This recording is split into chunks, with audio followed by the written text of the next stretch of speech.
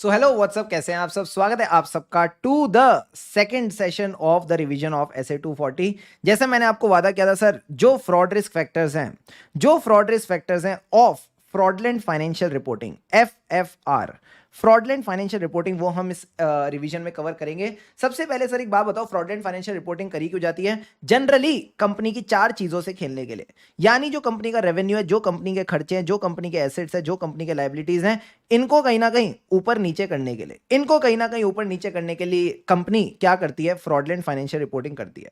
अब इसके पीछे के रीजंस क्या हैं सर? उन्हीं रीजंस को हम प्यार से बोलते हैं fraudulent financial fraud risk factors. अब ये जो फ्रॉड रिस्क फैक्टर्स है जनरली तीन प्रकार के होते हैं सर। इनका नाम होता है रियो द जनेरो। सर रियो का क्या मतलब है? आर फॉर रैशनलाइजेशन, यानी जो कंपनी के बंदे उनका एटीट्यूड ऐसा है, उनकी रैशनलाइजेशन ऐसी है जिस वजह से वो फ्रॉड कर रहे हैं। आई का क्या मतलब होता है? इंसेंटिव और प्रेशर, यानी बंदा मजबूरी में कर रहा है या उसको पास कुछ इंसेंटिव है ये फ्रॉड करने का। ओ का मतलब होता है सर अपॉर्चुनिटी, यानी उसको मौका मिला है, मौका फ्रॉड करने का। तो तीन रीजंस हो सकते हैं, रैशनलाइजेशन और एटीट्यूड। बंदे का एटीट्यूड ही खराब है इसलिए फ्रॉड कर रहा है, या उसके पास कोई इंसेंटिव या प्रेशर है फ्रॉड करने का, या कोई अपॉर्चुनिटीज है। अब इसी के तीन एग्जांपल दे रखे हैं, देखो क्या कहता है। कहता है अगर किसी थर्ड पार्टी ने एक्सपेक्टेशंस क्रिएट कर रखी है। सर ये थर्ड पार्टी कौन है? थर्ड पार्टी वो है जिससे आपको इक्विटी लेनी है। तो अगर आपको मार्केट से इक्विटी उठानी है, शेयर कैपिटल से पैसा उठाना है, तो मार्केट एक्सपेक्ट करेगी आपके प्रॉफिट ज्यादा हो। So this creates a pressure on the company to do fraud. ये कहीं ना कहीं कंपनी पे प्रेशर क्रिएट करता है। ठीक है sir, this is a reason. Second चीज कहता है कि जो मैनेजमेंट के बोनस है ना, ये बोनस तभी मिलेंगे जब वो अनरियलिस्टिक प्रॉफिट टारगेट्स मीट करेगी। क्या मैं कह दूं, इससे मैनेजमेंट के ऊपर एक इंसेंटिव आ गया कि अगर आप प्रॉफिट्स मीट करोगे तो हम आपको बोनस देंगे। सो दिस क्रिएट्स इंसेंटिव। ये मैनेजमेंट को इंसेंटिवाइज करता है फ्रॉड करने के लिए। ठीक है सर। एंड थर्ड पॉइंट क्या है? एंटिटी के कंट्रोल्स ही खराब हैं। तो जब कंट्रोल्स खराब है तो फ्रॉड आसानी से हो जाएगा, फ्रॉड कोई पकड़ेगा भी नहीं। तो इसको कहते हैं अपॉर्चुनिटी। कहीं ना कहीं this creates an opportunity to cover fraud. तो ये आपने तीन बातें समझनी है, प्रेशर, इंसेंटिव, अपॉर्चुनिटी। ठीक है सर। अब कुछ एग्जांपल्स दे रखे हैं, इन एग्जांपल्स को बस आप इसी नजरिए से पढ़ना कि आपको इन सब की अच्छे से अंडरस्टैंडिंग लेके चलनी है। बिकॉज अभी जो आईसीआई का ट्रेंड चल रहा है सर, वो क्या क्या चाहता है? आईसीआई चाहती है कि अगर आपने चीजों को प्रॉपर्ली अंडरस्टैंड कर रखा होगा तो जो आईसीआई आपको केस स्टडी बेस्ड क्वेश्चन देगी वो आप इजीली कैटर कर पाओगे। क्या ये बात समझ आती है? हाँ सर। और मेरी कोशिश रहेगी इस टॉपिक के रिगार्डिंग दो केस स्टडीज आईसीआई ने जो आपके मटेरियल में डाली हैं वो दोनों भी हम कवर करके चले, ताकि एकदम आपको बढ़िया वाला कॉन्फिडेंस आ जाए। सबसे पहले सर बात करते हैं इंसेंटिव और प्रेशर की। कैसे एक प्रेशर आ सकता है कंपनी में टू डू फ्रॉड? तो ये कहते हैं प्रेशर तीन रीजंस की वजह से आ सकता है। सर ये तीन रीजंस क्या है? पहला रीजन है इंडस्ट्री की वजह से, दूसरा रीजन है एंटिटी की खुद की हरकतों की वजह से, जो एंटिटी की ऑपरेटिंग कंडीशंस हैं उसकी वजह से, एंड तीसरा कहता है इकोनॉमिक कंडीशंस की वजह से। तो ये तीन कंडीशंस आपने जाननी है, तीन रीजंस जिसकी वजह से कंपनी पे प्रेशर आ सकता है, इकोनॉमिक, इंडस्ट्री और ऑपरेटिंग कंडीशन। सबसे पहले सर बात करते हैं इंडस्ट्री की। इंडस्ट्री का मतलब होता है कंपटीशन और कस्टमर्स। ये कहता है आपका कंपटीशन इतना ज्यादा हो गया ना कि बैंड ही बज गई है, कहीं ना कहीं बैंड ही बज गई है। आपके मार्जिन्स वगैरह सब कम हो गए हैं। क्योंकि मार्जिन्स कम हो गए हैं, प्रॉफिटेबिलिटी कम हो गई है, तो आपको अब फाइनेंशियल स्टेटमेंट्स में हेरा फेरी करनी पड़ रही है ताकि आप उनको प्रॉफिट्स को ज्यादा दिखा सको। ठीक है सर। दूसरी चीज ये कह रहा है कंपटीशन तो ठीक है, इसके अलावा सर क्या हो रहा है? कस्टमर डिमांड भी कम हो गई है। अब क्योंकि कस्टमर डिमांड कम हो गई है, बिजनेस फेलियर्स हो रहे हैं, तो अगेन आपको अपने फाइनेंशियल्स की गुडी गुडी पिक्चर दिखाने के लिए, अच्छे से दिखाने के लिए फ्रॉडलेंट फाइनेंशियल रिपोर्टिंग करनी पड़ रही है। ठीक है सर। अगली चीज ये कहता है कि जो बाकी कंपनीज है ना आपकी इंडस्ट्री में, these are just like your competitor. जो बाकी कंपनीज है इंडस्ट्री में, उनके कंपेरिजन में या तो आपकी ग्रोथ बहुत ज्यादा तेज हो गई है। अब सर रैपिड ग्रोथ तो अच्छी बात होती है, हमेशा नहीं। अगर किसी कंपनी की बहुत ज्यादा रैपिड ग्रोथ हो गई है ना, चांसेस आर कि उसके बाद वो स्टेगनेंट हो जाएगी, या तो स्टेगनेंट हो जाएगी या डिक्लाइन हो जाएगी। तो if there is a rapid growth, again sir यहां पे क्या है? एक प्रेशर क्रिएट हो जाता है कि हमें अब इस ग्रोथ को कंटिन्यू रखना है। अब उस ग्रोथ को कंटिन्यू रखने के लिए वो गलत तरीके से फाइनेंशियल स्टेटमेंट बना सकती है। हाँ सर। इसी तरह से अगर इसकी अनयूजुअल प्रॉफिटेबिलिटी है और ये प्रॉफिट्स को स्टेबलाइज करना चाहती है, तो वो स्टेबलाइजेशन के लिए भी ये उल्टे सीधे तरीके कर सकती है so that fraudulent financial reporting की जाए। तो आपने बस ध्यान रखना है ये 3 रीजंस हैं जो कौन से हैं सर, इंडस्ट्री वाले। तो मैंने इंडस्ट्री को पीले में रखा था, इन तीनों रीजंस को भी पीले में रखा है। एक हो गया हाई डिग्री ऑफ कंपटीशन, दूसरा क्या हो गया सर, दूसरा हो गया कस्टमर, यानी कस्टमर की डिमांड कम हो रही है और बिजनेस फेलियर्स हो रहे हैं। एंड तीसरा कहता है जो बाकी कंपनीज है ना उनके कंपैरिजन में आपकी जो ग्रोथ है वो बहुत ज्यादा हुई है। अब उस ग्रोथ को आगे दिखाने के लिए आपको गलत तरीके से फाइनेंशियल स्टेटमेंट बनाने पड़ेंगे, प्लस अनयूजुअल प्रॉफिटेबिलिटी का केस है। सर आपने कहा था ऑपरेटिंग वाले भी होंगे, मैंने कहा हाँ ऑपरेटिंग वाले भी 2 पॉइंट है। एक आपको हो रहे हैं ऑपरेटिंग लॉसेस, इतने ऑपरेटिंग लॉसेस हो रहे हैं कि आपकी कंपनी का दिवालिया निकल सकता है, बैंकरप्सी होने वाली है, ओ माय गॉड। या फिर आपका फोरक्लोजर हो जाएगा। फोरक्लोजर मतलब सोचा था सालों साल काम करेंगे, आप तो महीने भर भी नहीं चल पाए। या आपका हॉस्टाइल टेक ओवर हो जाएगा, यानी कंपनी की इतनी बैंड बजी हुई कोई उठा के ले जाएगा, कोई ना कोई टेक ओवर कर लेगा, ठीक है। जैसे अभी रिसेंटली क्या हुआ था, ब्लिंकिट की थोड़ी सी बैंड बजी हुई थी, तो सर किसने टेक ओवर किया, इसको जोमेटो ने टेक ओवर कर लिया, समझ गए सर। इसी तरह ये कह रहा है जो आपके ऑपरेटिंग कैश फ्लोज है ना वो भी नेगेटिव हो रहे हैं। तो या तो ऑपरेटिंग लॉसेस हो रहे हैं या ऑपरेटिंग कैश फ्लोज नेगेटिव हो गए, ये दोनों भी प्रेशर क्रिएट करते हैं मैनेजमेंट पे फाइनेंशियल स्टेटमेंट्स की एक गुडी गुडी पिक्चर दिखाने की। एंड इसके बाद आता है सर इकोनॉमिक फैक्टर्स। इकोनॉमिक में बस आप इतना समझना, इकोनॉमी में बहुत सारे चेंजेस आ रहे हैं, रोज टेक्नोलॉजी चेंज हो रही है। तो जैसी टेक्नोलॉजी चेंज होती है, अगर कोई कंपनी ने टेक्नोलॉजी चेंज नहीं करी तो उसके तो प्रोडक्ट ऑब्सोलीट हो जाएंगे। अगर प्रोडक्ट ऑब्सोलीट हो गए तो उसकी इन्वेंट्री की वैल्यू कम हो जाएगी। अब अगर वो इन्वेंट्री की वैल्यू ज्यादा नहीं दिखाएगी तो सर प्रॉफिटेबिलिटी पे इंपैक्ट आ सकता है। अगर उसने इन्वेंट्री को गलत तरीके से ज्यादा नहीं दिखाया तो प्रॉफिटेबिलिटी पे इंपैक्ट आ सकता है। सो ये कहता है changes in technology can make the products obsolete, plus interest rates में भी जब चेंजेस आते हैं तो कहीं ना कहीं कंपनी की प्रॉफिटेबिलिटी पे इंपैक्ट आ जाता है। तो चेंजेस वाली बात आप ध्यान रखेंगे, changes in the economy. Plus ये कहता है इकोनॉमी में क्या क्या हुआ है सर, नई अकाउंटिंग रिक्वायरमेंट्स आ गई हैं, जैसे कि इंड एस 116। जब इंड एस 116 आया था तो कई सारी एयरलाइन कंपनीज को बहुत सारे लॉसेस दिखाने पड़े थे। जैसे इंड एस 116 आया था कई सारी एयरलाइन कंपनीज को लॉसेस दिखाने पड़े थे सर, क्यों? क्योंकि उनको डेप्रिसिएशन भी दिखानी पड़ी एयरक्राफ्ट्स पे, प्लस उनको फाइनेंस कॉस्ट भी पीएनएल में दिखानी पड़ी। तो जब डेप्रिसिएशन और फाइनेंस कॉस्ट दोनों साथ में पीएनएल में आए तो बैंड बज गई, बहुत ज्यादा लॉसेस दिखाने पड़े थे। तो ये कहता है कोई नई अकाउंटिंग स्टैट्यूटरी या रेगुलेटरी रिक्वायरमेंट है तो भी फाइनेंशियल स्टेटमेंट पे इंपैक्ट आ सकता है, जिसकी वजह से कंपनी अब फाइनेंशियल्स में चीजें ऊपर नीचे कर सकती है। तो ये आपने बस 3 पॉइंट्स को ध्यान रखना है, एक तो इकोनॉमी वाले फैक्टर्स, एक इंडस्ट्री वाले फैक्टर्स और एंटिटी की ऑपरेटिंग कंडीशंस वाले फैक्टर। जो ऑपरेटिंग कंडीशंस वाले फैक्टर है उसका तो आपको पता ही है, ऑपरेटिंग लॉसेस और ऑपरेटिंग कैश फ्लोज, बस इन बातों को ध्यान रखना। इंडस्ट्री वाले फैक्टर्स में क्या आएगा, कॉम्पिटिटर्स, कस्टमर्स, बाकी कंपनीज के कंपैरिजन में आपकी ग्रोथ बहुत ज्यादा रैपिड। इकोनॉमी में क्या आएगा, इकोनॉमी में बहुत सारे चेंजेस हो रहे हैं, changes in the technology, product obsolescence, ये सारी बातें आपके इसमें आ जाएंगी। अब सर एक बात बताओ, और प्रेशर कैसे आता है? मैंने कहा pressure comes from the third parties. As a CA student हमको ये बात तो बहुत अच्छे से पता है। तो ये कहता है जो थर्ड पार्टीज है ना वो प्रेशर क्रिएट करते हैं 2 चीजों से, एक तो रिक्वायरमेंट से और एक एक्सपेक्टेशन। अगर आप ये रिक्वायरमेंट और एक्सपेक्टेशन ही ध्यान रख लोगे ना, आपको ये चारों पॉइंट्स हमेशा ध्यान रहेंगे। सर क्या क्या? सबसे पहले बात करते हैं expectation of third party. Sir ये कौन थर्ड पार्टीज है जो एक्सपेक्टेशन क्रिएट करते हैं? क्या आपने कभी जी बिजनेस देखा है, सीएनबीसी आवाज देखा है, सीएनबीसी टीवी 18 देखा है? हाँ सर। जब भी कोई लिस्टेड कंपनी के फाइनेंशियल रिजल्ट्स आते हैं तो क्या उससे पहले जो ट्रेड एनालिस्ट होते हैं वो बताते हैं यार हमारी एक्सपेक्टेशन है इस बार कंपनी का जो रेवेन्यू है ये 20% बढ़ेगा, हमारी एक्सपेक्टेशन है कंपनी का रेवेन्यू 10% बढ़ेगा। प्लस आपने एनालिस्ट के अलावा इनका नाम सुना होगा, एफआईआई और DII, foreign institution investor, domestic institution investor, इनकी भी एक्सपेक्टेशन होती है। इसी तरह आपके जो क्रेडिटर्स है, बाकी एक्सटर्नल पार्टीज है, इनकी एक्सपेक्टेशन होती है। तो आपने इनकी एक्सपेक्टेशंस मीट करनी है। सर अगर एक्सपेक्टेशंस मीट नहीं करी तो क्या होगा? एडवर्स इफेक्ट्स होंगे। आपने याद रखना, एक्सपेक्टेशंस मीट नहीं करी तो बुरे इफेक्ट होंगे। सर बुरे इफेक्ट किसके? बुरे इफेक्ट किन 2 चीजों पे आ सकते हैं? मैंने कहा सोचो अगर आपकी कंपनी का कोई मर्जर होने वाला था, आपकी कंपनी का कोई मर्जर होने वाला था, जैसे ही आपने लॉसेस दिखाए सामने वाले ने मना कर दिया, सामने वाले ने कहा ऐसी बेकार कंपनी के साथ मैं तो मर्जर नहीं कर रहा। तो ये कहता है adverse effect can have an impact on your business combination. Plus अगर आपको कोई कॉन्ट्रैक्ट दे रहा था तो कहता है यार ऐसी लॉसेस वाली कंपनी को कॉन्ट्रैक्ट दूंगा तो ये तो मेरा कॉन्ट्रैक्ट पूरा ही नहीं करेगी, तो जो आपको कॉन्ट्रैक्ट वगैरह अवार्ड हो रहे थे वो भी नहीं होंगे। तो ये एडवर्स इफेक्ट क्रिएट कर सकता है। तो पहला पॉइंट बस ध्यान रखना, एक्सपेक्टेशन। अगर एक्सपेक्टेशन मीट नहीं हुई तो एडवर्स इफेक्ट क्रिएट करेगा। अब सर ये रिक्वायरमेंट किसकी है? मैंने कहा requirement of the stock exchange, requirement of the securities regulator जैसे कि सेबी। ये कह रहे हैं आपको लिस्टिंग रिक्वायरमेंट्स या डेट वाली कोवेनेंट्स वगैरह मीट करने पड़ते हैं। लिस्टिंग रिक्वायरमेंट कब? जब आपको इक्विटी से पैसा उठाना है। ओ, डेट के कोवेनेंट कब मीट करने, डेट की टर्म्स एंड कंडीशन कब मीट करने? जब डेट से पैसा उठाना है। सर बट पैसा उठाना क्यों है? क्योंकि आपको पैसा चाहिए, क्योंकि आपको पैसा चाहिए बड़े बड़े मोटे मोटे खर्चे करने के लिए। जैसे आपको कोई हैवी प्लांट एंड मशीनरी खरीदनी है, आपको कोई रिसर्च एंड डेवलपमेंट का खर्चा करना है, कुछ भी हो सकता है।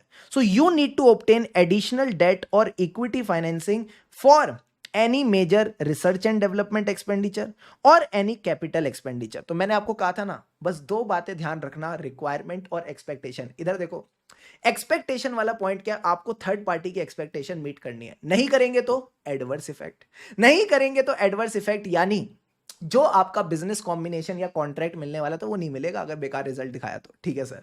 उसके अलावा सर पॉइंट क्या था? रिक्वायरमेंट, यानी आपको लिस्टिंग रिक्वायरमेंट या डेट की रिक्वायरमेंट मीट करनी। क्यों? क्योंकि आपको पैसा चाहिए, आपको चाहिए एडिशनल इक्विटी या डेट फाइनेंसिंग, ताकि आप कैपिटल एक्सपेंडिचर कर सको या रिसर्च एंड डेवलपमेंट। इसी के ऊपर जो केस स्टडी है हम जस्ट थोड़ी सी देर में करने वाले हैं, तो ध्यान रखना ये पॉइंट। ठीक है सर। इसके अलावा ये क्या कहता है? देखो, ये कहता है कई बार जो पर्सनल फाइनेंशियल सिचुएशन है ना, अब सर ये पर्सनल फाइनेंशियल सिचुएशन किसकी? इन्हीं दो बदमाशों की जिनको तुम पूरे ऑडिट में देखते आए हो, मैनेजमेंट और टीसीडब्ल्यूजी। इन दोनों की पर्सनल फाइनेंशियल सिचुएशन ऐसी है कि इस पे थ्रेट आ गया है due to the entities financial performance. मुझे एक बात बताओ, परफॉर्मेंस किसकी खराब है? एंटिटी की। इनकी पर्सनल फाइनेंशियल सिचुएशन पे क्यों थ्रेट आ गया? क्योंकि इनका पर्सनल फाइनेंशियल इंटरेस्ट है। एक बात बताओ ना, बैंड बजी एंटिटी की, मैनेजमेंट और टीसीडब्ल्यूजी को क्यों हार्ट अटैक आ रहा है? सर क्योंकि इनका पर्सनल फाइनेंशियल इंटरेस्ट है। तो आपने ध्यान रखना है कि इनकी बैंड तभी बजेगी जब इनका कुछ सिग्निफिकेंट फाइनेंशियल इंटरेस्ट होगा, यानी इन्होंने भी कंपनी में पैसे लगा रखे हैं, या तो डायरेक्टली लगा रखे हैं या इनडायरेक्टली लगा रखे हैं। इनडायरेक्टली मतलब इन्होंने कंपनी की डेट्स के लिए गारंटी दे रखी है, इन्होंने कंपनी की डेट्स के लिए गारंटी दे रखी है, यानी अगर कंपनी ने नहीं पे किया तो मैनेजमेंट और टीसीडब्ल्यूजी का गला पकड़ेंगे। यह कहता है personal guarantees for the debts of the entity. तो आप यहां रखना, इनकी पर्सनल फाइनेंशियल सिचुएशन कंपनी की परफॉर्मेंस से थ्रेटन क्यों हो रही है? बिकॉज इन दोनों का डायरेक्ट फाइनेंशियल इंटरेस्ट है। इन दोनों का आप ऐसा कह सकते हो पर्सनल, ओहो, पर्सनल फाइनेंशियल इंटरेस्ट है sir. Personal financial interest can be direct, it can be indirect. Indirect क्यों? क्योंकि इन्होंने कहीं ना कहीं गारंटी दे रखी है। जितना फील से पढ़ोगे उतना आपको ये बातें ध्यान रहेंगी और मजा आएगा। ठीक है सर। और बताओ कैसे पर्सनल फाइनेंशियल सिचुएशन कंपनी पे डिपेंड कर सकती है? तो सर इक्विटी वाला हो गया। अरे इनको पैसा भी तो कंपनी दे रही है, पैसा भी तो कंपनी दे रही है। तो अगर मैं कहूं मैनेजमेंट की जो कंपेंसेशन है, that compensation depends on the financial performance of the entity, तो इसको भी तो कंपेंसेशन चाहिए। तो ये प्रेशर में आ जाएगा ज्यादा अच्छी परफॉर्मेंस दिखाने के लिए। Significant portion of their compensation, यानी इनके bonus, ESOPs, earn out arrangement जो भी रहती है सब चीजें, these are contingent, these are dependent on meeting aggressive targets for stock price। की कंपनी का स्टॉक प्राइस अगर डबल होगा तो तुम्हारी कंपेंसेशन भी डबल, या कंपनी के जो ऑपरेटिंग रिजल्ट्स हैं उनका मार्जिन बढ़ेगा तो भी तुमको हम पैसा देंगे, या अगर कंपनी के कैश फ्लोज इंप्रूव होंगे तो ही हम तुमको पैसा देंगे। So if the compensation is contingent upon achieving the target, तो ये प्रेशर में आ जाएंगे। एंड लास्ट में सर प्रेशर और कौन लगा रहा है? टीसीडब्ल्यूजी। जो टीसीडब्ल्यूजी वो अपने नीचे वालों पे प्रेशर लगा रहा है, यानी मैनेजमेंट पे या ऑपरेटिंग पर्सोनल। तो आपने बस ये चार कंडीशंस को ध्यान में रखना है सर। क्या? एज अ मैनेजमेंट और टीसीडब्ल्यूजी मेरी पर्सनल फाइनेंशियल चीजें कैसे खराब होंगी, मेरी पर्सनल फाइनेंशियल सिचुएशन कैसे खराब हो सकती है कंपनी की वजह से? जब आपका पर्सनल इंटरेस्ट होगा, या तो डायरेक्ट फाइनेंशियल इंटरेस्ट है या इनडायरेक्ट है, यानी अपनी कंपनी के लिए गारंटी दे रखी है। और फाइनेंशियल इंटरेस्ट आता है कंपेंसेशन से, प्लस इन पे प्रेशर कौन क्रिएट कर रहा है? टीसीडब्ल्यूजी। जो टीसीडब्ल्यूजी है वो मैनेजमेंट और बाकियों पे प्रेशर क्रिएट कर रही है कि आप कंपनी के टारगेट्स मीट करेंगे। जो कंपनी के सेल्स और प्रॉफिटेबिलिटी के टारगेट्स है आप उसको मीट करेंगे। यहां आपका इंसेंटिव और प्रेशर कंप्लीट हो जाता है। मेरी सबसे रिक्वेस्ट, फटाफट वीडियो को पॉज करो और एक बार 5 मिनट लगा के यहां तक सारी चीजों को फिर से रिवाइज कर लो। हाँ जी मित्रों, so now let's begin with the next part, that is the opportunity. Opportunity मतलब मौका, मौका, मौका, मौका। सबसे इंटरेस्टिंग पार्ट यही वाला है। ये कहता है कंपनी की जो नेचर ऑफ इंडस्ट्री है जहां पे भी वो काम कर रही है या उसके ऑपरेशन है, वो उसको अपॉर्चुनिटी देते हैं to do FFR, fraudulent financial reporting. अब सर ये कैसे कैसे हो सकता है? बड़ी प्यारी प्यारी बात है, ध्यान से समझना। ये कहता है कंपनी की जो फाइनेंशियल प्रेजेंस है ना वो ऐसी है कि वो डोमिनेट करके चलती है, वो पूरे इंडस्ट्री या सेक्टर को डोमिनेट करके चलती है। जैसे मैं एग्जांपल देता हूं अंबानी जी। अब ये जो अंबानी जी हैं सर, जिस भी इंडस्ट्री का पार्ट होता है उसको डोमिनेट कर रहे होते हैं। या आप ले लो अडानी जी, जिस भी इंडस्ट्री का पार्ट होता है ये उसको डोमिनेट कर रहे होते हैं। यानी ये वो लोग हैं जिस भी इंडस्ट्री में जाएंगे पूरा डोमिनेट करके चलेंगे। अब सर क्योंकि ये डोमिनेट कर पा रहे हैं, ये क्या करते हैं ना, ये उल्टी उल्टी हरकतें भी कर सकते हैं। जैसे कि फॉर एग्जाम्पल इनके जो सप्लायर हैं, अब सर क्योंकि सप्लायर से ये इतना माल खरीदते हैं तो ये उसके साथ क्या कर सकते हैं, उसकी जो पेमेंट टर्म्स हैं ये उसको बोल सकते हैं कि भाई जो तेरी पेमेंट टर्म्स है ना हम उनको अपने फेवर में रखेंगे, हम तेरे को पेमेंट अपने हिसाब से देंगे। तो अगर इन्होंने इनकी पेमेंट टर्म्स अपने हिसाब से रखी तो क्या ये कंपनी की जो कैश फ्लो पोजीशन है उसको बेटर दिखा सकते हैं? हाँ सर, कैश फ्लो पोजीशन को बेटर दिखा सकते हैं। ठीक है सर। इसी तरह जो इनके कस्टमर्स हैं, कस्टमर्स हो गए, रिटेलर्स हो गए, डिस्ट्रीब्यूटर्स हो गए, ये अपने जो डिस्ट्रीब्यूटर्स हैं उनको बोल सकते हैं भाई तुमको ना कम से कम इतना माल तो खरीदना ही पड़ेगा। They can decide the minimum sales quantity, कम से कम तुमको इतना माल तो खरीदना ही पड़ेगा। तो जब ये ज्यादा सेल्स दिखा देंगे अपने डिस्ट्रीब्यूटर को तो सर ये क्या करेंगे, ये अपने रेवेन्यू को इन्फ्लेट कर सकते हैं। ये कहीं ना कहीं अपने रेवेन्यू को इन्फ्लेट कर सकते हैं, which is not at arms length price. Generally ऐसा नहीं होता, जनरली ऐसा नहीं होता, बट क्योंकि ये डोमिनेट कर रहे हैं तो इस वजह से ये ऐसी हरकतें कर सकते हैं और हम इनका कुछ बिगाड़ भी नहीं पाएंगे। सो पहली चीज ये कहती है आपकी ऐसी डोमिनेंट पोजीशन है किसी इंडस्ट्री और सेक्टर में जहां पे आप डिक्टेट कर सकते हो, आप अपनी चला सकते हो, जैसे वो भी अपनी चलाती थी। ये कहता है आप अपनी चला सकते हो, आप अपने टर्म्स एंड कंडीशंस को डिक्टेट कर सकते हो जो भी सप्लायर है और कस्टमर को लेके, so that you can do some non arm's length price transaction. ठीक है सर। और बताओ सर अपॉर्चुनिटीज का है, मैंने कहा रिलेटेड पार्टीज में, जो आपकी रिलेटेड पार्टीज है ना उनके साथ मिलके तो सर आप धूम मचा सकते हो। एग्जांपल के तौर पे मान लो आपकी कोई रिलेटेड पार्टी ट्रांजैक्शन है, ठीक है सर, जो आपकी रिलेटेड पार्टी है वो अनलिस्टेड है, आप लिस्टेड हो, तो आप क्या करते हो ना, जब भी उससे परचेजेस करते हो कम प्राइस पे करते हो, जब भी आप उसको सेल्स दिखाते हो ज्यादा सेल दिखाते हो, तो क्या आप अपने प्रॉफिट्स को बढ़ा रहे हो और उसके प्रॉफिट्स को कम कर रहे हो? हाँ। तो जब आप अपने प्रॉफिट्स को बढ़ाओगे उसके प्रॉफिट्स को कम करोगे तो मार्केट में आपकी जा रही है अच्छी अच्छी पिक्चर। मार्केट में ऐसा दिख रहा है कि आप तो बड़ी ही प्रॉफिटेबल एंटिटी हो और उस एंटिटी से तो किसी को फर्क भी नहीं पड़ता, जो अनलिस्टेड रिलेटेड पार्टी है उससे तो किसी को फर्क ही नहीं पड़ता। तो ये कहता है significant RPTs which are not in normal course of business, जिसमें आप क्या कर रहे हो सर, जिसके थ्रू आप अपने प्रॉफिट्स को ज्यादा दिखा रहे हो। समझ गए सर। इसी तरह एक और रिलेटेड पार्टी होती है जिसका नाम होता है बिजनेस इंटरमीडियरी। ऐसी बिजनेस इंटरमीडियरी जिसका कोई क्लियर जस्टिफिकेशन नहीं है। फॉर एग्जांपल आपका जो बिजनेस इंटरमीडियरी है सर, इसमें आप क्या करते हो, आप इसमें अपनी फिक्टिशियस सेल्स दिखाते हो, आप कहीं ना कहीं यहां पे फिक्टिशियस सेल्स दिखाते हो जो बाद में सेल्स रिटर्न हो जाती हैं, जो बाद में सेल्स रिटर्न हो जाती हैं। सर इन ट्रांजैक्शंस को क्या कहते हैं, जो आज सेल करी और कल रिटर्न हो गई या फिर आप उनसे वापस परचेज कर लेते हो, इसको कहते हैं राउंड ट्रिपिंग ट्रांजैक्शन। इसको सर क्या कहते हैं, इसको कहते हैं round tripping transaction. Oh my God. तो जो आपकी बिजनेस इंटरमीडियरी है उसके साथ भी आपने हरकतें कर ली, तो एक हो गई रिलेटेड पार्टी ट्रांजैक्शन, उसके जैसे उसका एक एग्जांपल दे दो। मैंने कहा उसका एक एग्जांपल है बिजनेस इंटरमीडियरी। अब सर एक बात बताओ, इनके साथ हम कौन सी ट्रांजैक्शंस कर सकते हैं? जो सबसे ज्यादा कॉमन है वो है कॉम्प्लेक्स ट्रांजैक्शन, यानी सिग्निफिकेंट, अनयूजुअल और हाईली कॉम्प्लेक्स ट्रांजैक्शन जो रोजमर्रा में कोई भी नहीं करता। प्लस आप ये तभी करते हो जब एंड ऑफ द पीरियड आ जाता है, ताकि आपको रियलिटी पता है प्रॉफिट की क्या है, अब आप उसको वैसा बना सको जैसा आप चाहते हो। आपको एंड ऑफ द पीरियड में पता होता है प्रॉफिट की रियलिटी क्या है, तो जैसा आप चाहो वैसे आप उसको ऊपर नीचे कर सकते हो। प्लस इन ट्रांजैक्शंस का कोई लॉजिक नहीं होता, इन ट्रांजैक्शंस का कोई लॉजिक नहीं होता, इनमें कोई सब्सटेंस ओवर फॉर्म वाली बात आप नहीं करते। तो एग्जांपल ले लो सर, यहां पे आप किसी रिलेटेड पार्टी के साथ क्या कर रहे हो, सेल्स एंड लीजबैक की ट्रांजैक्शन कर रहे हो। ओ, आपको लगा इस बार प्रॉफिट काफी कम है, आपको प्रॉफिट ज्यादा दिखाना है, तो आपने क्या करा, सेल्स एंड लीजबैक। सेल्स एंड लीजबैक भी पता है किसको लेके, किसी मशीनरी को लेके।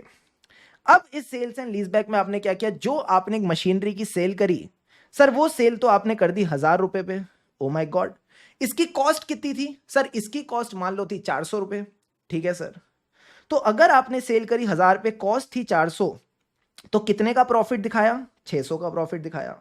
अब आपने ये मशीनरी लीज पे ले ली, और जो आपने लीज रेंटल दिखाया सर, लीज रेंटल जो है वो तो अगले साल से शुरू होगा, लीज रेंटल अगले साल से शुरू होगा, और आपने मान लो लीज रेंटल दिखाया 40 रुपए पर एनम। ₹40 per annum. तो मैंने कहा एक बात समझना, अगर आप लीज रेंटल ₹40 पर एनम का दिखाओगे और आपने प्रॉफिट दिखा दिया 600 का, तो क्या आपने अपनी प्रॉफिटेबिलिटी को इंप्रूव कर लिया? हाँ सर, ऐसी उल्टी सीधी हरकतें होती रहती है मार्केट में, ऐसी उल्टी सीधी हरकतें होती रहती है। तो आप बस इतनी सी बात समझना, तीन चीजें जो ऑडिट पॉइंट ऑफ व्यू से ध्यान रखने, रिलेटेड पार्टी ट्रांजैक्शन मैंने हेड दे दिया, इसी में 3 पॉइंट्स कवर हो जाते हैं। एक तो रिलेटेड पार्टी ट्रांजैक्शन, उसी का एग्जांपल है बिजनेस इंटरमीडियरी यूज करके हरकतें करना, एंड थर्ड पॉइंट इज ऐसी ट्रांजैक्शन करना जिनका कोई सब्सटेंस ओवर फॉर्म नहीं है, यानी कॉम्प्लेक्स ट्रांजैक्शन करना at the end of accounting. So next point जो हमको यहां पे कवर करना है, दैट इज इंटरनेशनल। यानी सर, अगर रिलेटेड पार्टी से भी काम नहीं बन रहा, अगर रिलेटेड पार्टी से भी काम नहीं बन रहा, तो आप इंटरनेशनल चीजों का यूज कर सकते हो। जैसे कि इंटरनेशनल में आप क्या कर सकते हो, आप अपनी कोई ब्रांच या सब्सिडरी, आप अपनी कोई ब्रांच या सब्सिडरी सर कहां रख सकते हो? इंटरनेशनल बॉर्डर्स में रख सकते हो, यानी उन जुरिस्डिक्शंस में, उन कंट्रीज में जहां पे काफी डिफरेंट बिजनेस एनवायरनमेंट और कल्चर है। सर डिफरेंट बिजनेस एनवायरनमेंट और कल्चर क्या है? मैंने कहा 100 बात की एक बात है, आप ऐसा मान के चलो वहां के जो कॉर्पोरेट लॉज है ना, वहां के जो कॉर्पोरेट लॉज हैं ये बड़े वीक हैं।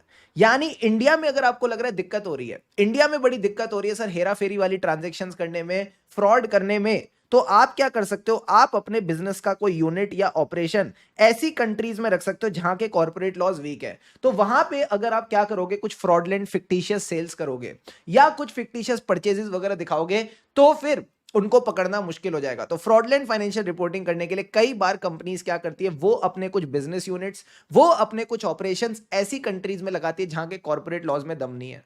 ठीक है सर। इसी तरह आपने एक चीज तो सुनी होगी सर, किसके बारे में? टैक्स हेवन के बारे में। टैक्स हेवन जो कंट्रीज होती है उनके साथ हम ट्रांजैक्शन क्यों करते हैं? ताकि हम अपनी जो टैक्स लायबिलिटी है, टैक्स लायबिलिटी को शिफ्ट कर सकें। समझ गए सर? क्योंकि इंडिया में तो 30% लगता है और वहां पे 0% लगता है या बहुत कम लगता है। तो आप हमेशा चाहोगे जो आपकी इनकम है वो ऐसी कंट्रीज में शिफ्ट हो जहां पे टैक्स लायबिलिटी कम है। तो ये कहते हैं कंपनी ने क्या कर रखा है, सिग्निफिकेंट बैंक अकाउंट, सब्सिडरी या ऑपरेशंस रख रखे हैं टैक्स हेवन ज्यूरिसडिक्शन, जिसका कोई जस्टिफिकेशन नहीं है, जिसका कोई भी लॉजिक नहीं है। तो मैंने कहा ये भी एक तरीका है फ्रॉडलेंट फाइनेंशियल रिपोर्टिंग करने का। तो अभी तक हमने क्या क्या किया सर? अपॉर्चुनिटीज में सबसे पहले तो कंपनी अपनी टर्म्स को डिक्टेट करती है, डोमिनेंट कंट्रोल रखती है, जिस वजह से ये सप्लायर और कस्टमर्स पे अपनी चलाती है। इतनी सी बात समझ लेना, ठीक है सर। फिर रिलेटेड पार्टी ट्रांजैक्शन में आपने बोला related party transaction outside normal course of business, और उसकी दो बातें कर लेना। एक तो example of related party business intermediary, जिसका भी कोई बिजनेस जस्टिफिकेशन नहीं है और आप उसके थ्रू भी अपनी सेल्स को बस इन्फ्लेट कर रहे हो, जिसका एग्जांपल मैंने आपको दिया था राउंड ट्रिपिंग ट्रांजैक्शन। इसके अलावा कॉम्प्लेक्स ट्रांजैक्शन कर रहे हो at the end of the period, ताकि अगेन आप अपने फाइनेंशियल स्टेटमेंट्स की एक गुडी पिक्चर दिखा सको। फिर इंटरनेशनल में आप दो चीजें बोल सकते हो सर, क्या? या तो अपने बिजनेस यूनिट ही हमने ऐसी इंटरनेशनल ज्यूरिसडिक्शन में लगाया जहां पे वीक कॉर्पोरेट लॉज है, यानी you can say having a different culture और डिफरेंट बिजनेस एनवायरनमेंट। या आप अपने बैंक अकाउंट्स या सब्सिडरी ऐसी कंट्रीज में रखे जो टैक्स हेवन ज्यूरिसडिक्शन है, यानी वहां पे टैक्स लॉज पे टैक्स रेट्स काफी कम लगते हैं। अब सर ये अकाउंटिंग एस्टीमेट्स वाली बात क्या है? तो अकाउंटिंग एस्टीमेट्स में आप बस इतनी सी बात समझ लो सर, अकाउंटिंग एस्टीमेट्स में मैनेजमेंट के पास अपॉर्चुनिटी कैसे है? क्योंकि आपको एक बात पता है, accounting estimates are based on management judgment. तो जहां मैनेजमेंट की जजमेंट है, मैनेजमेंट कहेगी तो मेरी जजमेंट है, तो वो अपनी जजमेंट के अकॉर्डिंगली अकाउंटिंग एस्टीमेट्स को ऊपर नीचे कर सकती है। तो अगर सपोज उसने डिस्काउंट रेट मान लो बढ़ा दिया, अगर उसने डिस्काउंट रेट बढ़ा दिया तो जो एसेट की प्रेजेंट वैल्यू है वो कम निकलेगी। अगर उसने डिस्काउंट रेट कम कर दिया तो जो एसेट की प्रेजेंट वैल्यू है वो ज्यादा निकलेगी। तो आपने बस इतनी सी बात समझनी है, एसेट्स, लायबिलिटीज, रेवेन्यू, एक्सपेंसेस, जहां पे भी एस्टीमेट्स लगते हैं या जहां पे भी एस्टीमेट्स होते हैं वहां पे सर जजमेंट होती है, और ये जो जजमेंट है इनको आपके लिए चेक करना बड़ा मुश्किल होता है, because it is very tough to understand what is the management's intention. Management का इंटेंशन पकड़ना काफी टफ हो जाता है। क्या ये बात समझ आती है? अब सर एक बात पकड़ना, इन्होंने बहुत छोटी सी बात यहां पे और कर रखी है जिसको आपने ध्यान रख के चलना है। कई बार ऑर्गेनाइजेशन स्ट्रक्चर के साथ भी इशू होता है। अब ये ऑर्गेनाइजेशन स्ट्रक्चर कैसा है, इसके बारे में क्या बात ध्यान रखनी है? Again from case study point of view ध्यान रखना। सपोज मान लो ये जो ऑर्गेनाइजेशन स्ट्रक्चर होता है इसको हम दो तरीकों से बांटते हैं, एक होता है अथॉरिटी, एक होता है रिस्पॉन्सिबिलिटी। यानी ऑर्गेनाइजेशन में कैसे अथॉरिटी और रिस्पॉन्सिबिलिटी बटी हुई है, इसको ऑर्गेनाइजेशन स्ट्रक्चर बोलते हैं। ठीक है सर। तो ये कहता है कि ऑर्गेनाइजेशन जो है ना, उसमें ये समझ ही नहीं आ रहा कि कंट्रोलिंग इंटरेस्ट किसके पास है। सर कंट्रोलिंग इंटरेस्ट किसके पास है, यानी ये तो खुले में दिख जाएगा इसकी शेयर होल्डिंग किसके पास है। देखो कंट्रोलिंग इंटरेस्ट हमेशा शेयर होल्डिंग से नहीं आता, यानी अगर कोई ऐसी ऑर्गेनाइजेशन है जिसके शेयर्स तो किसी और के पास है, ठीक है सर, प्लस इसके जो डिसीजन है, जो इसकी डिसीजन मेकिंग है, जो बोर्ड है, वो कोई और होल्ड कर रहा है। तो ऐसा आप कह सकते हो, तू ओनर कोई और है, डिसीजन मेकिंग कोई और ले रहा है, तो अल्टीमेटली सर क्या होगा, कंट्रोलिंग इंटरेस्ट पता करना बड़ा टफ हो जाएगा। ठीक है सर, इसी तरह मैं बोलूं आपको क्या हो रहा है sir, overly complex organisation structure है। ओवरली कॉम्प्लेक्स ऑर्गेनाइजेशन स्ट्रक्चर है मतलब there are different managerial lines of authority. अगर different managerial lines of authority है तो मतलब सीईओ भी डिसीजन ले रहा है। इसी तरह इस कंपनी में सर क्या है, कोई मैनेजिंग डायरेक्टर भी है, ये भी डिसीजन लेता है। अब ये दोनों की मान लो कभी चलती नहीं, तो इनके जो नीचे वाला बंदा है वो डिसीजन ले रहा है। तो अगर different managerial lines of authority होंगी, या इन्होंने कोई अनयूजुअल लीगल एंटिटीज बना रखी है जो कंपनी के बिहाफ पे डिसीजंस ले रही है, it will be very difficult. अब सर ये जब दो चीजें खराब होंगी ना, ऑर्गेनाइजेशन कभी भी तमीज से काम नहीं कर पाएगी और लोग ऑर्गेनाइजेशन में रुकेंगे नहीं। लोग ऑर्गेनाइजेशन में रुकेंगे नहीं, यानी it will lead to high turnover of the management, legal council और टीसीडब्ल्यूजी। तो अगेन बस ये 3 पॉइंट्स को ध्यान में रख के चलना, not that important, you should just know कि हाँ ये भी एक चीज है, एक इंडिकेशन है कि ऑर्गेनाइजेशन स्ट्रक्चर अनस्टेबल हो रहा है एंटिटी का। इसके अलावा ये कह रहे हैं इंटरनल कंट्रोल्स भी कभी कभार खराब दिखते हैं, तो जब भी इंटरनल कंट्रोल्स खराब है, it is opportunity to do fraud. पहली चीज कहते हैं इनएडिक्वेट मॉनिटरिंग ऑफ कंट्रोल, कोई बंदा आके कंट्रोल्स को देखता ही नहीं है। सर मॉनिटरिंग नहीं हो रही, इसका मतलब क्या है, हो सकता है एंटिटी ने इंटरनल ऑडिट फंक्शन लगा ही नहीं रखा। क्योंकि इंटरनल ऑडिट फंक्शन ही नहीं है तो कोई चेक ही नहीं करना इंटरनल कंट्रोल्स तमीज से काम कर रहे हैं कि नहीं। इसके अलावा सर क्या है, हाई टर्नओवर रेट्स, लोग रुकते ही नहीं है, लोग रुकते ही नहीं है। जो अकाउंटिंग वाले लोग हैं वो चले जाते हैं, क्यों, क्योंकि उन पे प्रेशर डाला जाता होगा, उन पे प्रेशर डाला जाता होगा गलत गलत अकाउंटिंग करने का। जो इंटरनल ऑडिट वाले लोग हैं वो भी चले जाते हैं, क्यों, क्योंकि उन पे प्रेशर डाला जाता होगा कि तुम हमारी डेफिशिएंसीज को रिपोर्ट मत करो। आईटी स्टाफ वाले भी चले जाते हैं, उन पे भी प्रेशर डाला जाता होगा कि आईटी के कंट्रोल्स में जो कमियां हैं उनको आगे मत आने दो। तो ये कह रहा है कि इन सब लोगों पे प्रेशर डाल डाल के इनको निकाला गया है, तो कहीं ना कहीं देयर इज अपॉर्चुनिटी कि यहां पे फ्रॉड हो रहा होगा। एंड लास्ट में सर ये कह रहा है एंटिटी के जो इंफॉर्मेशन सिस्टम है, अकाउंटिंग सिस्टम्स है, दीज आर नॉट इफेक्टिव। तो मैं सिंपल सी बात बोलता हूं, अकाउंटिंग करने के लिए लोग भी नहीं है, सिस्टम भी नहीं है। अकाउंटिंग करने के लिए लोग भी नहीं है, सिस्टम भी नहीं है। तो ये बात आपने इंटरनल कंट्रोल कंपोनेंट्स में ध्यान रखनी है। How can a internal control component B deficient? Sir सबसे पहले तो कंट्रोल्स को कोई मॉनिटर ही नहीं कर रहा, इंटरनल ऑडिट फंक्शन ही नहीं है। क्यों नहीं है? क्योंकि वो चला गया। क्यों नहीं है? क्योंकि वो चला गया, यानी there is a high turnover rate.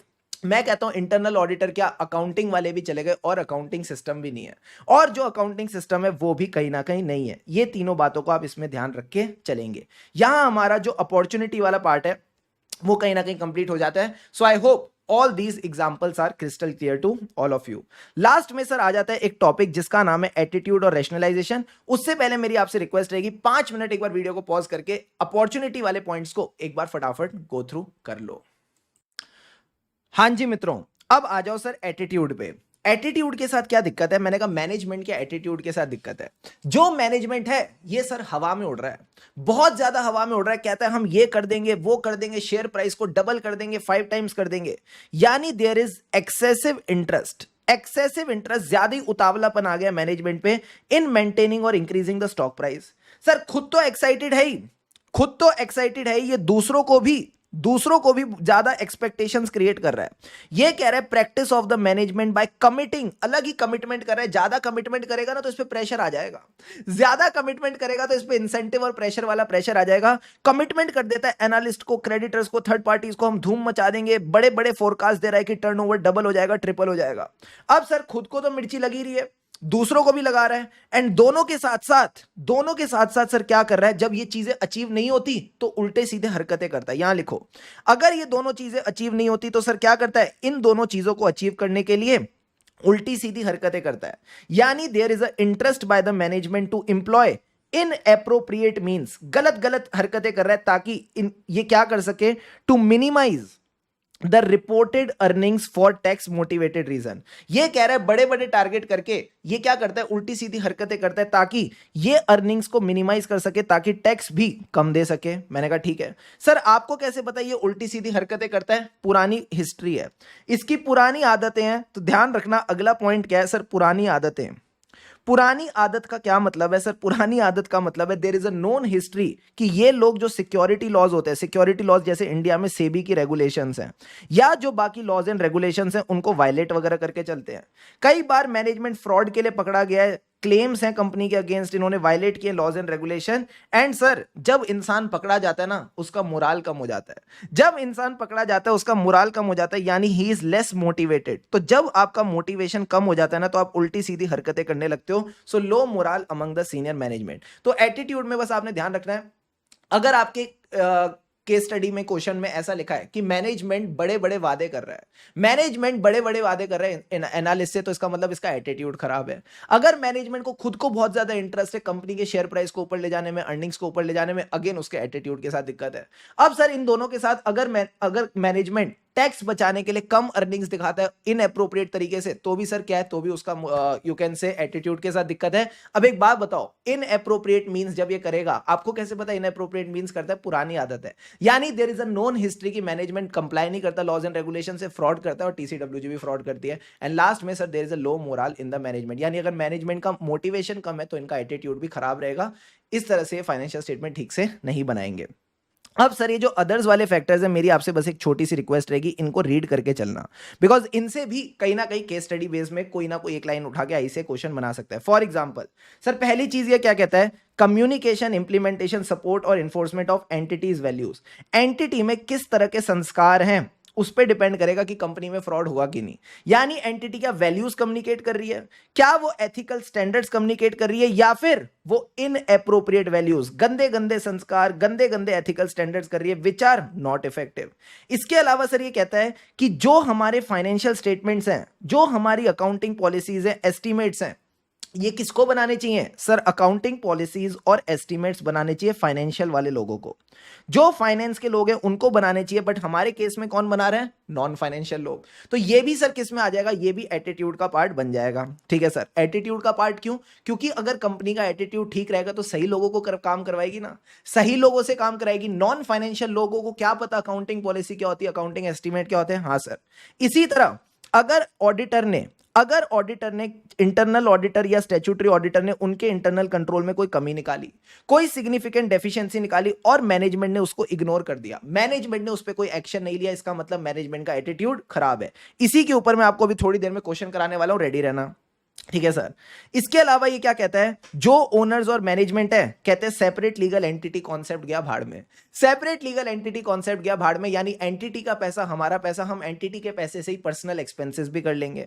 कई बार जो शेयर होल्डर्स हैं उनके अंदर डिस्प्यूट रहता है in a closely held entity. Closely held entity यानी ये प्राइवेट कंपनी है, इसमें गिने चुने शेयर होल्डर हैं, वो एक दूसरे से लड़ते रहते हैं। सर लड़ते कौन लोग हैं? जिनके साथ एटीट्यूड वाले इश्यूज होते हैं। इन पॉइंट्स को आप जितना फील से पढ़ोगे उतना आसानी रहेगी एग्जाम में क्लिक करने के लिए कि ये कौन सा पॉइंट है, क्या ये प्रेशर वाला पॉइंट है, क्या ये अपॉर्चुनिटी वाला पॉइंट है, या ये एटीट्यूड वाला पॉइंट है। एंड लास्ट में आता है sir recurring attempts by the management to justify inappropriate accounting on the basis of materiality. यानी जब भी हम उनके अकाउंट्स में गलती निकालते हैं तो मैनेजमेंट बोलती है इग्नोर करो, ये मटेरियल नहीं है। मैनेजमेंट कहती है गलती को इग्नोर करो, ये मटेरियल नहीं है। सर ये गलत एटीट्यूड है। कोई भी गलती होनी क्यों चाहिए? कोई भी गलती फाइनेंशियल स्टेटमेंट में होनी क्यों चाहिए? तो अगर मैनेजमेंट छोटी छोटी गलतियों को सबको बोल रही है ऑडिटर को इग्नोर करो क्योंकि मटेरियल नहीं है, कहीं ना कहीं एटीट्यूड के साथ इश्यूज है। मैं ये नहीं कह रहा ये सब चीजें होंगी तो फ्रॉड होगा, but these are just a indicator, कहीं ना कहीं इनकी वजह से फ्रॉड हो सकता है। And last topic of it is relationship between the management and auditor. ये कहते हैं कई बार मैनेजमेंट और ऑडिटर की रिलेशनशिप खराब हो जाती है। सर कब? 4 रीजंस की वजह से। सबसे पहले जब मैनेजमेंट का डोमिनेटिंग बिहेवियर होगा, वो ऑडिटर की रिस्पेक्ट नहीं करेगी, बोलेगी मेरे को सब आता है, मेरे को सब आता है, तुम मेरी सुनो। तो अगर मैनेजमेंट का डोमिनेटिंग बिहेवियर है, सर डोमिनेटिंग बिहेवियर इस तरह से, वो ऑडिटर को कहती है तुम अपना स्कोप कम करो, तुमको हम ज्यादा एविडेंस वगैरह नहीं देंगे। ठीक है सर। इसी तरह सर वो क्या कहती है, वो कहती है कि हम बताएंगे तुमको कौन से बंदे को ऑडिट एंगेजमेंट में लगाना चाहिए। यानी द सिलेक्शन और कॉन्टिन्यूएंस ऑफ पर्सनल असाइंड और कंसल्टेड ऑन ऑडिट एंगेजमेंट, वो कहते हैं हम बताएंगे किस बंदे के साथ तुमको ये सब बातें करनी है। Again it is a dominating behaviour of the management. ठीक है सर। इसके अलावा मैनेजमेंट क्या कर रही है, अनरीजनेबल डिमांड डाल रही है। यानी आज उन्होंने एविडेंस दिया, कल बोल रहे हैं ऑडिट रिपोर्ट दे दो, आज एविडेंस दिया, कल बोल रहे हैं ऑडिट रिपोर्ट दे दो। यानी unrealistic time constants on the auditor to की भाई जल्दी से जल्दी ऑडिट कंप्लीट करो। सर ये भी अलाउड नहीं है। इसके अलावा सर जब ये सब चीजें होंगी तो दोनों में बहुत लड़ाइयां होंगी, जल्दी जल्दी लड़ाइयां होंगी। इसको कहते हैं frequent disputes. Frequent disputes with the current और प्रीडिसेसर ऑडिटर, किसको लेके? अकाउंटिंग को लेके, ऑडिटिंग को लेके और reporting matters. And last point is restrictions on the auditor. कई बार ऑडिटर पे रिस्ट्रिक्शंस लगाई जा रही है सर किस चीज को लेके, कि वो कहीं ना कहीं लोगों को एक्सेस नहीं कर सकते, इंफॉर्मेशन को एक्सेस नहीं कर सकते, या टीसीडब्ल्यूजी से कम्युनिकेट नहीं कर सकते, बट मैनेजमेंट ने वादा किया था। ऐसे 210 में हमने देखा था मैनेजमेंट ने वादा किया था to provide the auditor with uh all information, additional information, unrestricted access. तो अगर वो रिस्ट्रिक्शंस लगाएंगे तो ये भी सर इनकी रिलेशनशिप को खराब कर देगा। तो रिलेशनशिप कैसे खराब होती है सर, जब मैनेजमेंट डफर होती है। मैं तो इसको ध्यान में रखता हूं ऐसे, जब मैनेजमेंट डफर होती है तो सर रिलेशनशिप खराब हो जाती है। डफर मतलब dominating behaviour of the management. You का मतलब है unreasonable targets on the auditor, कहीं ना कहीं उनके ऊपर आप अनरीजनेबल डिमांड्स डाल रहे हो।